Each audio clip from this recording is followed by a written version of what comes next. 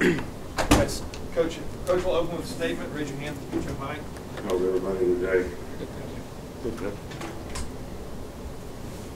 Well, obviously, this is a week that we're really focused on trying to make a lot of improvement based on what we saw in the scrimmage, and I'm never quite as pleased as I would like to be based on what we do. When you're practicing against each other, if one team does something good, that means the other team probably didn't do it quite so well. So that's a little bit of an issue. But the things that I think we want to definitely be able to continue to have is we got to be able to give effort, play with toughness. You have to have more guys that can execute and do their job without making mental errors. And every time we have a mental error, we have a bad play. I don't care if it's on offense, defense, or special teams. So we can control those three things. It don't take a lot of ability to be responsible and know what to do, to give effort, that's a choice. To play with toughness, that's a choice. So that's something that I think we really need to stay focused on here and push the players through so that we can make the kind of improvement that we need to make. We got a few guys that are nicked up, so that Deshaun Hand had back spasms today, so he was out to practice early and went in, and Dalvin Tomlinson is sick. We are getting Eddie Jackson back out there, and he's starting to do some stuff, so that's good for him. Richie had his surgery. Everything went really well, so we expect a full recovery from him. The other thing that makes it even more confusing now is we overload our players a little bit with things that typically this time of year that we see from other teams that we don't see from our own team. So that makes it a little bit even more confusing and complicated in terms of the multiples that are created where they can make mental errors. But I've always been kind of a whole part whole guy, throw it on the wall, see what sticks, pick it up, throw it again until they get it. So it's a little frustrating right now that we are where we are, but we're making progress to get where we need to go. So I'm excited about the approach that the players have had so far this spring. The coaching clinic's coming up this week, and we've got some great speakers at the clinic: Tony Dungy, Steve Spurrier, Bill Polian, Frank Beamer, Jeff Stoutland, who was a great offensive line coach here and is a great one in the NFL as well. So we got a lot of really good coaches speaking at the clinic. We always try to make this the one thing that we can do for the high school coaches who do a great job of developing talent for us and promoting our game so that more guys play it and have fun playing it. It's the one thing we try to do for them. So we're really looking forward to that getting started tomorrow night.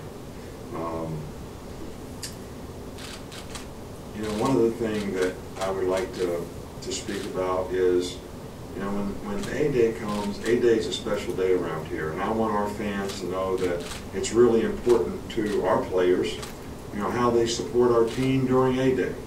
And, that's something that we've been really special at, that I think other people are trying to sort of copycat to make their game a big thing so that they can say they had the most people at the spring game and all that.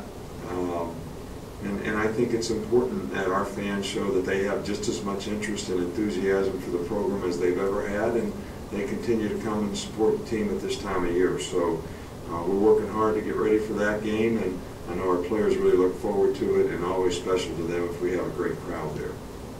Start up front, Mark, front right. Yeah, I know when we talked to you after the scrimmage on Saturday, you said you watched the film of the quarterback to see how they did. How did they do on the film, and how are you splitting those reps this week? We haven't changed how we're doing the reps. We're still giving everybody a chance. I think the guys that have the most knowledge and experience played the best. But we also recognize, when I say that, I'm talking about Cooper Bateman's been in the system the longest, and David Cornwell, they probably played the best.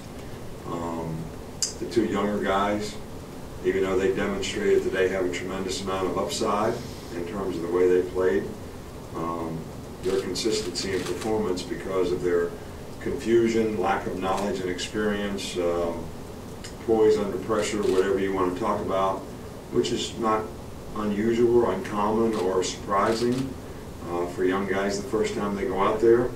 They probably weren't quite as consistent as the other guys. So we're continuing to try to give everybody an opportunity, and I think we'll probably do that the rest of the spring. Back to left in the middle with Michael.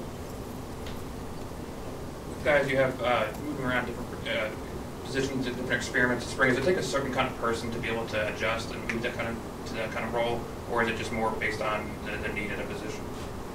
Well, I think that the more diversity a player has, which part of that is ability to adapt, ability to adjust, is critical to the guy's future as a football player. The more different things you can do, the more different things you can play, the more value you have to this team or some other team you play for someday. So, but I also think when guys learn how to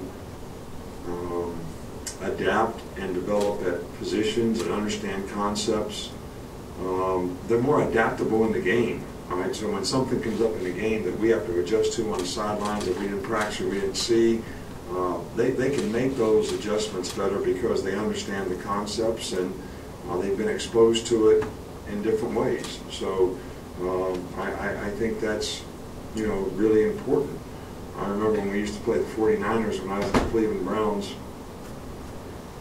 and Bill Walsh was the coach. I would say, look, they're going to run this pattern. This is how we match the pattern conceptually. But they're going to run out a different formation where somebody else is going to have to do it than the way we practiced, because that's the way it happens every week. Well, so I might play Mike, which puts me in a certain position, but the way they run the pattern, I'm really got to do what the Will did. So the more you understand about this, I think the better you can be and we can be, and the more diversity you have as a player, the more value you create for yourself. Back on the side with Ben, white shirt. Yeah. When you meet with underclassmen who are thinking about entering the NFL draft after the season, generally, what do you talk about in those conversations? Is it about their role for the next season, strengths, or places to improve? Or are there any similarities in those conversations with what you might have with recruits? No, I think that the big conversation, you're talking about our players? Yes. That conversation is all about value. And, if you get a third-round grade, here's what your value is, this is how much you're going to make, this is the contract that you're going to have. Now, can you improve your draft status by coming back to college and doing these things? And we've had 6 or 7 guys that have had second and third round grades who have become first round draft picks, in some cases top 15 picks, and made a significant amount more money because they created a lot more value for themselves by coming back to school. And they graduated, which has a tremendous amount of value. Jaron Reed, he had a 3rd or 4th round grade a year ago. Now they're talking about him having the potential to be a first round pick. You know how much value that is? You know what I mean by value? Yeah, it's a lot. Well, we have the scale of how much it really is, and a lot of our players see that value.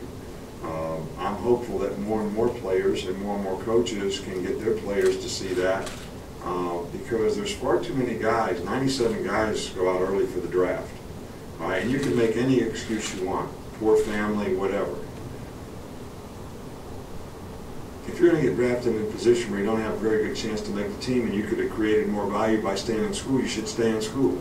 Because you got a better chance to support your family next year when you become a 3rd round draft pick rather than be a 5th or 6th or 7th round guy that has very little chance to make the team. So we've only had 2 guys here that went out for the draft early out of 20 that I disagreed with their decision based on their value. And I think our guys sort of have been pretty good about that. I hope we can continue to educate them in a way that them and their families understand, what they're trying to do. The other thing that you don't understand is when you get a contract as a 3rd or 4th round pick, you are stuck with that contract for 3 or 4 years. So you can say, I'm going to go make the Pro Bowl, coach. I'm going to show them. Still get paid the same. Still get paid the same. Go back to college and become a 1st round draft pick, you make a lot more money. So you proved yourself in college, so you can't change the contract. And if the guy you're locked in next to is making 5 times what you're making and not even playing, can't do anything about that either. Far side with Matt. Coach, with Xavian Parker, what are some of the different things that you feel like he brings to the table, and what does he need to do at this point just to carve out any sort of role for himself, whether it's on offense or on special teams? Well, he's really made a lot of progress and improvement as a receiver. I think that he played kind of running back most of the time in high school, and so it was a little bit of a transition for him last year to try to become a receiver. But you know, he is very quick, very fast, has very good hands. He's not a big guy, but he can overcome all that, and he has made a tremendous amount of improvement. He's also made a lot of improvement as a returner. And I think the number one thing that if I had to say anything that he has to prove is if you're going to be in those positions as a punt returner or a kickoff returner or even a slot receiver, you know, your ball security has to be something that everyone can depend on. And, you know, I would say that to anybody that was going to do that on our team. But he has made a tremendous amount of progress, and I think can contribute to our team in those roles next year. 2 more. Kirk and then Alex. Coach, you were talking about the A-Day game, and there's chatter this time of year about the possibility of teams playing other teams to end the spring rather than an inter-squad game. And I wondered what you thought about it, what the positives or negatives were, and if you think that might ever happen. Well, I don't know if it'll ever happen.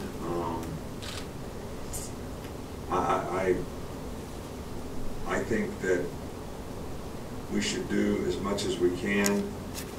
We are in, you know, our players are here to get an education, right? But I'm not naive enough to think that we're not in the entertainment business. So sometimes, you know, when fans have interest in certain things and things that create interest for fans, maybe that's something that we should consider.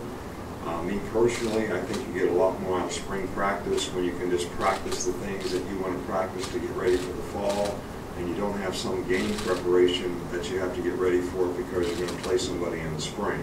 That's just my selfish coach coming out, all right? But I'm sure the fans would all rather see that. Now, whether it's best for the players or not, which would be my #1 concern, I really can't answer that. I don't know if it is or it isn't. I know one thing, when you play 15 games and you don't get finished playing until the middle of January, you know, it takes a little time for your team to recover, and the downtime until you start up again for spring practice is, you know, not that great.